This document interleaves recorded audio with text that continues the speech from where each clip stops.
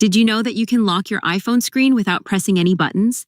In this short tutorial, I'll show you how to quickly and easily lock your screen by double tapping the back of your phone.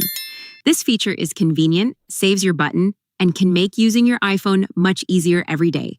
Let's get started. First, open the settings on your phone. Once you're in Settings, scroll down a bit and find the Accessibility section, then tap on it.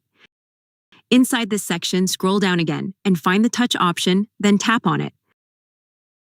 Once you've done that, you'll see a list of many options.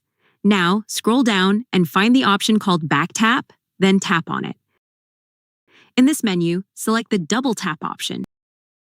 Here you'll see a list of all the actions you can trigger by double tapping the back of your iPhone. All you need to do is find and select Lock Screen.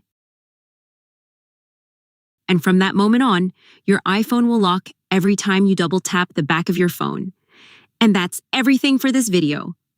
I hope you found it helpful. If you did, leave a like, share the video with your friends, and subscribe to my channel, Smart Assistant.